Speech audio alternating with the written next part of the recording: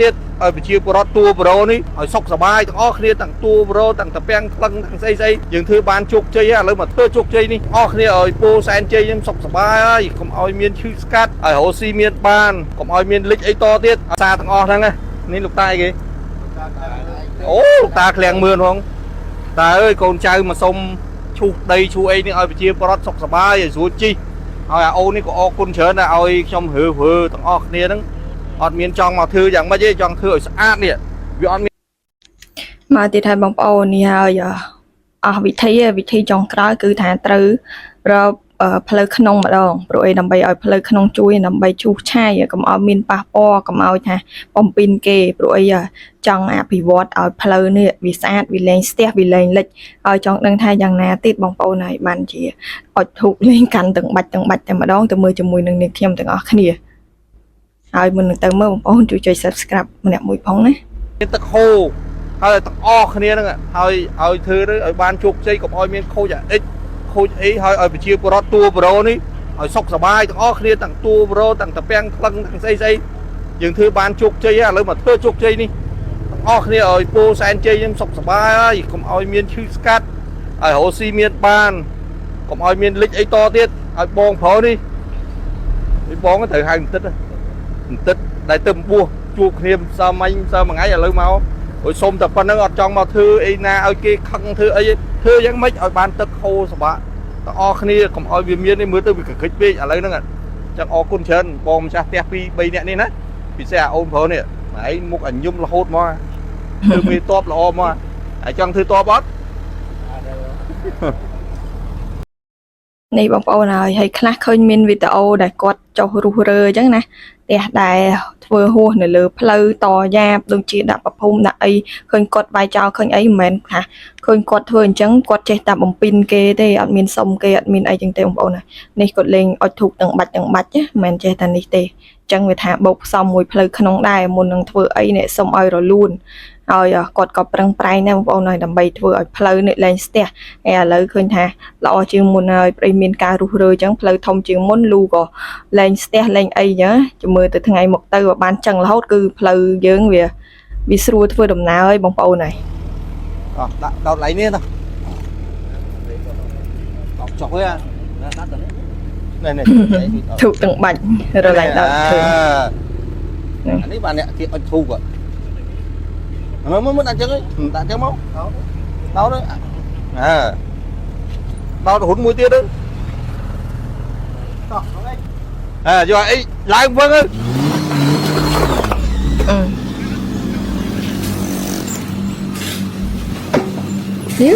តិចលឿនទៀត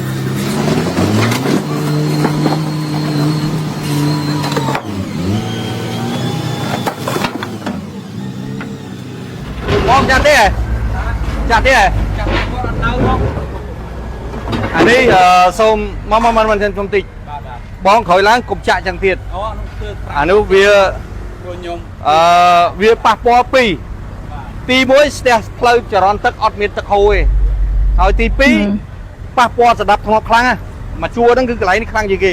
អញ្ចឹងគាត់គិតតែប្រយោជន៍ខ្លួនឯងគាត់អត់គិតពីរឿងបញ្ហាសម្រាប់សង្គមប្រជាពលរដ្ឋតើប្រហែលអ្នកដែរតែឆ្លងកាត់តាមនឹងប៉ះពាល់ថ្ងៃផ្លូវយូរតូចផ្លូវប្រហែល2ម៉ែត្រ3ម៉ែត្រផងផ្លូវរបស់គេនៅនេះធំផ្លូវនេះបោះធំរួចទៅអញ្ចឹងមើលសិតតែសម្រាប់គោស្អីចាក់មកនេះបងប្អូនមើលតាមជាក់ស្ដែងគឺថាយើងឃើញថាវាអញ្ចឹងមែនតោបលក់ដូរអីឡើងនិយាយរួមទៅនៅជាប់ផ្លូវហ្មងហើយដល់ពេលអ្នកត្រូវការឈប់ទិញអីគឺឈប់នៅលើផ្លូវហ្នឹងឯងដល់ពេលឈប់លើផ្លូវវាបង្កឲ្យមានការប៉ះពាល់ជាច្រើនដូចជាគ្រោះថ្នាក់អីជាដើមអញ្ចឹងយើងឈប់អញ្ចឹងពេលខ្លះគេជិះមកប៉ះពាល់យើងដោយសារផ្លូវវារៀងតូចអញ្ចឹងគឺត្រូវតែមានការរុះរើអញ្ចឹងគឺល្អមែនទេលីងផ្លូវប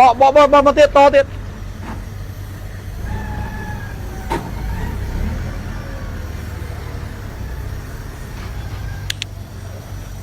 លីង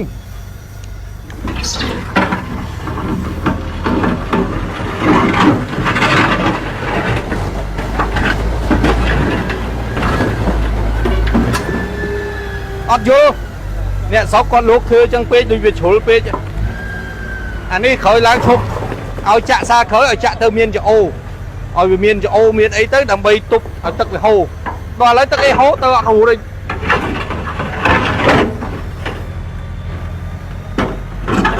អត់ទេតែរួចហ្នឹងទៅវាមានគ្រោះថ្នាក់ដល់កូនចៅយើងដែលជិះម៉ូតូអ្នកស្រុកអ្នកភូមិជិះម៉ូតូមកនៅសល់អានោះមិនដល់3ម៉ែត្រអីផងដល់អញ្ចឹងឈូសចោលថ្ងៃនេះឈូសចោល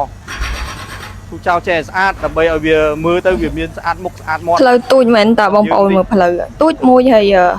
ចាក់សាបអីហ្នឹងជាជាប់ផ្លូវហ្នឹងចាក់សាបខ្ពស់ជាងផ្លូវទៀតហើយដូចចឹងខ្ញុំពិបាកធ្វើដំណើរលើកដាច់ចូលមក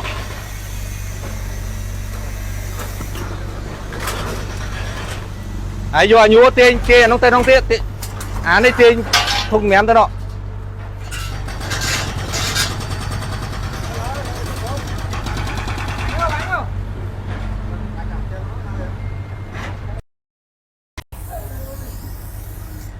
ណែមើលសិតចូលលើផ្លូវហ្នឹងអស់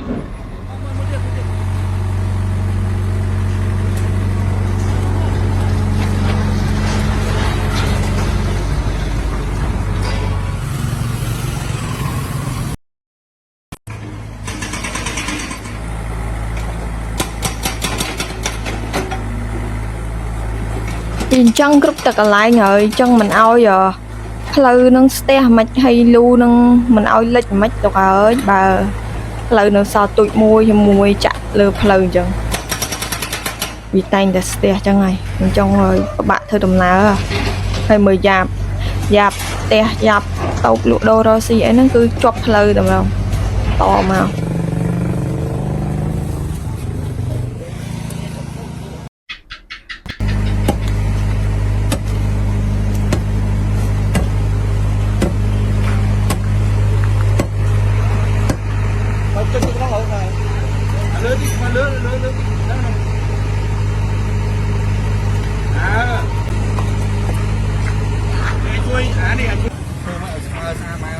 បងមកអីមែនណាខ្ញុំបងធ្វើមិនឲ្យស្មារតីបាទខ្ញុំអត់ថាអីទេឲ្យទៅវត្តទៅចាបាទចាតែឲ្យស្មារតីសំខាន់កូនតាមនោះ5ម៉ែត្រចឹងណា10ម៉ែត្រវាអត់ធ្វើមកវាអត់មើលវាស្បៀលវាអក្រក់ពេកចាអញ្ចឹងវាស្បៀលមិនអាចគិតមើលដោយអានេះដូចភ្នំអរ៉ាល់លាក់ណាឡាននេះក៏ឲ្យឃើញប្រាប់តាមម្ដងការទេប៉ុន្តែថ្ងៃនេះឡានធំមកបាក់បែកដឹកខ្ញុំខ្ញុំបែកលូអស់នេះខ្ញុំទៅចង់ថ្ងៃហ្នឹងហ្នឹងបែកលូអស់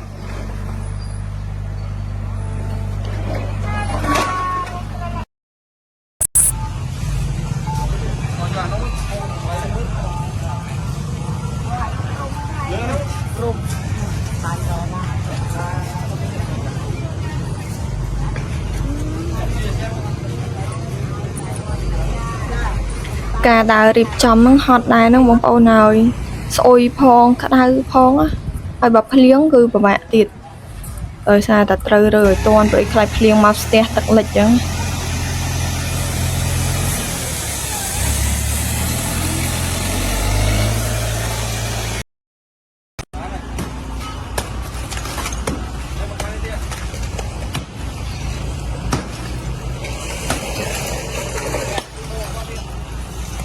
នៅតវាយអញ្ចឹងបងលោកអើយណាស់ណាអីមើលគាត់ដល់ប៉ុណ្្នឹងទលាជុំទលាស្អាតអត់ទេធ្វើស្អាតឡានជិត10ឡានហើយអរគុណច្រើនឲ្យខាងអេស្កានេះសារច្រើននេះខាងវិជាពរដ្ឋនៅតពាំងខ្លឹងគាត់លោកជួយហើយគ្រាន់តែថ្មអានេះគេហៅថាចាក់រំលោភនៅលើទ្រូងផ្លូវជិត10ឡានហើយមួយឡាន2ឡានទៀតគ្រប់ហើយអរគុណតែអ្នកស្រុកលោកចូលរួមរុះរើបានច្រើនខ្លួនឯងខ្ញុំឃើញមកដល់ស្មានហ្នឹងឃើញអ្នកស្រុកលោកចូលរួមយ៉ាងស្រស់ស្រាក់ហើយអរគុណច្រើនហើយបានហើយខ្ញុំឲ្យមេភូមិជួយចាក់ធ្វើយ៉ាងម៉េចឲ្យមានចង្អូរទឹកដើម្បីឲ្យហូរគៀនឈប់ឲ្យចាក់លៀនមកមុខឡើងមកក្រោយអញ្ចឹងយកនីវ៉ូឲ្យខ្ពស់ស្មើគ្នាទុកព្រោះផ្លូវយើងនៅធំផ្លូវ5ដល់10ម៉ែត្រផ្លូវ5ដល់10ម៉ែត្រហើយអរគុណអ៊ំនេះមុខផ្ទះនេះគេថាមន្ត្រីជើងចាស់គាត់ធ្វើបានស្អាតអត់រំលោភអត់អីមុខលូគាត់ក៏ធ្វើឲ្យបាន បានស្អាតអញ្ចឹងអ្នកស្រុកជួយមើលតាមគាត់ទៅធ្វើតាមគាត់ទៅស្ដាប់ចាស់ទៅអត់ចេះខុសទេស្ដាប់ចាស់ហើយអត់ចេះខុសទេអ្នកស្រុកចាស់ទុំប្រាប់យ៉ាងម៉េចអីយ៉ាងម៉េចតែកុំធ្វើអាមួយធ្វើអាមួយទៀតមួយទៀតយូរទៅពេញអត់ស្អាតទេមើលគ្នា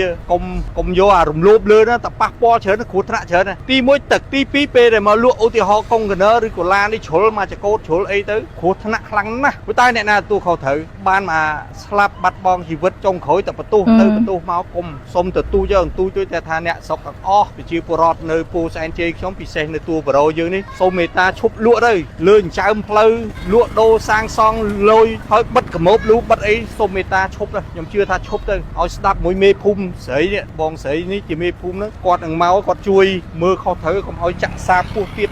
ចំណេញទាំងអស់គ្នាធ្វើផ្លូវធំស្អាតដីឡើងថ្លៃតែផ្លូវធំប្រព័ន្ធលូល្អប្រជាពលរដ្ឋរស់នៅដោយសេចក្តីសុខជាមួយគ្នាអត់មានបងតូចបងធំក្មេងទំនើងរឿងអីដីមិនឡើងថ្លៃអញ្ចឹងខ្ញុំខំជួយក្នុងនាមលោកអភិបាលខណ្ឌក្នុងនាមអាយដាមខួងផ្សេងសូមថាអរគុណទៅដល់អ្នកស្រុកអ្នកភូមិយើងទាំងអស់គ្នានឹងបានចូលរួមផឹកនេះរយៈពេលបានរឿងច្រើនតែគ្រាន់តែឡាននេះជិត10ឡាន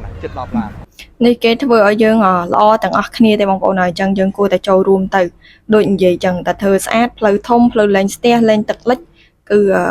ដីនៅទីនោះគឺសេដ្ឋកិច្ចគឺវាដើរល្អអញ្ចឹងណាបងប្អូនហើយវីដេអូនេះក៏ចប់ហើយគឺមានតែប៉ុណ្្នេះទេបងប្អូន